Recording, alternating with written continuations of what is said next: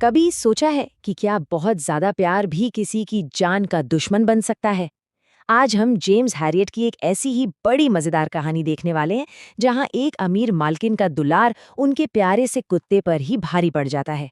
तो चलिए देखते हैं कि कैसे एक समझदार डॉक्टर ने इस बिगड़े हुए मामले को संभाला।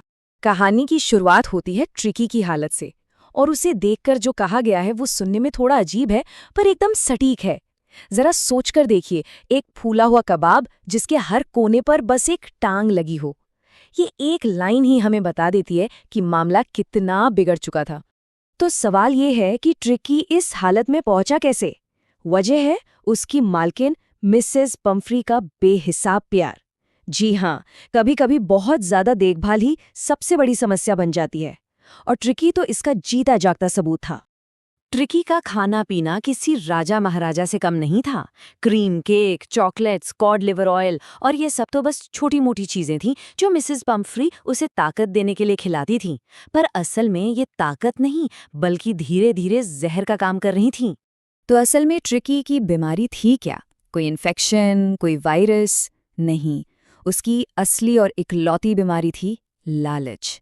उसे कभी किसी चीज के लिए ना कहना सिखाया ही नहीं गया था, और यही उसकी सबसे बड़ी कमजोरी बन गई। और यही कहानी में आते हैं हमारे असल हीरो, पशु चिकित्सक मिस्टर हैरियट। जहां मिसेस पम्फ्री को सिर्फ अपना प्यार दिख रहा था, वहीं मिस्टर हैरियट को समस्या की जड़ साफ साफ नजर आ रही थी। और वो जानते थे कि इसका इलाज बहुत बहुत ही सीधा साधा है। मिस्टर हैरियट की सलाह एकदम सीधी थी, खाना कम करो और कसरत बढ़ाओ। सुनने में कितना आसान लगता है ना, लेकिन मिसेस पम्फ्री के लिए, जिनका प्यार जताने का तरीका ही खिलाना था, ये सलाह दिल पर पत्थर रखने जैसी थी। और जैसा मिस्टर हैरियट ने अंदाजा लगाया था, ठीक वैसा ही हुआ। कुछ ही दिनों में वो फोन आ ही गया जिसका उन्हें इंतजार था। ट्रिकी ने खाना पीना सब छोड़ दिया था और अब वो अपनी जगह से हिल भी नहीं रहा था।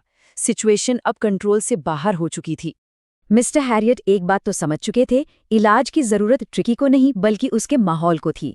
इसलिए उन्होंने एक सख्त फैसला लिया। ट्रिकी को 15 दिनों के लिए अस्पताल में भर्ती करना ही होगा। उसे उसके घर के ऐशो आराम और उस प्यार भरे अत्याचार से दूर ले जाना होगा। तो अब कहानी में एक नया मोड़ आता है। ट्रिकी को उसकी आलीशान दुनिया से निकालकर अस्पताल की असली दुनिया में लाया जाता है। ये बदलाव उसके लिए किसी शौक से कम नहीं था, पर सच तो ये है कि इसी शौक की उसे सबसे ज्यादा जरूरत थी। जरा देखिए ट्रिकी की दुनिया कैसे एक झटके में बदल गई। जहां दिन और रात के लिए अलग अलग बिस्तर थे, वहां अब एक गरम सा बक्सा था। जहां पसंदीदा खिलौने थे, वहां अब दूसरे कुत्तों का झुंड था। और जहां हर निवाले के लिए स्पेशल कटोरियां थी, वहां अब अपने हिस्से के खाने के लिए लड़ाई थी। मतलब वो एक मरीज से वापस एक कुत्ता बन रहा था। तो ये जो महान सर्जरी हुई, उसमें क्या था? कोई ऑपरेशन, कोई महंगी दवाइयाँ? नहीं, इलाज इतना सिंपल था कि यकीन करना मुश्किल है। पहले 2 दिन उसे कुछ नहीं दिया गया, सिर्फ पानी। और तीसरे दिन तक ट्रिकी का शरीर और दिमाग खुद ही समझ गया कि अब एक आम कुत्ते की तरह जीना सीखना होगा। और ये देखिए, ये वो पल है जहां से सब कुछ बदल गया। वो रेशमी खिलौने जैसा कुत्ता, जो हिलता भी नहीं था, अब दूसरे कुत्तों के उस शैतान झुंड का हिस्सा बन गया था। ये सिर्फ एक फिजिकल चेंज नहीं था, ये एक मेंटल चेंज था। वो अब अकेला नहीं था, वो एक पैक का हिस्सा था। इस सीधे से इलाज का असर असाधारण था। ट्रिकी का तो जैसे काया पलट ही हो गया। वो सिर्फ अपना वजन नहीं घटा रहा था, वो अपनी पहचान, एक कुत्ता होने का असली मतलब फिर से सीख रहा था। इस लाइन के बारे में जरा सोचिए, एक दूसरे पर लुढ़कना, खेलना, एक दूसरे को कुचलते हुए भागना, ये वो छोटी छोटी खुशियां थीं जो ट्रिकी ने अपनी जिंदगी में पहली बार महसूस की थीं। उसके लिए ये एक नई, आज़ाद और रोमांचक दुनिया थी, और वो इसका हर एक पल जी रहा था। वैसे कहानी में एक मजेदार बात और भी है। मिसेस पम्फ्री को लग रहा था कि उनका ट्रिकी अस्पताल में कमजोर हो रहा है, तो वो उसकी ताकत के लिए रोज ताजे अंडे, वाइन और ब्रांडी भिजवाती थी।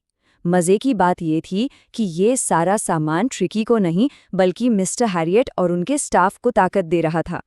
और ये है नतीजा, सिर्फ 2 हफ्तों में वो फूला हुआ कबाब एक फुर्तीले, मजबूत मांसपेशियों वाले जानवर में तब्दील हो चुका था। अब वो झुंड में पीछे नहीं रहता था, बल्कि सबके साथ कंधे से कंधा मिलाकर दौड़ता था। उसका ट्रांसफॉर्मेशन पूरा हो चुका था। अब हम कहानी के आखिरी हिस्से में हैं, जहां हमें इस कहानी के टाइटल यानी शल्य चिकित्सा की विजय का असली मतलब समझ आएगा। मिसेस पम्फ्री के लिए ये जीत क्या थी और असलियत में ये किसकी जीत थी? चलिए इस गुत्थी को सुलझाते हैं। अपने बदले हुए फुर्तीले और खुश ट्रिकी को देखकर मिसेस पम्फ्री की आंखों में आंसू आ गए।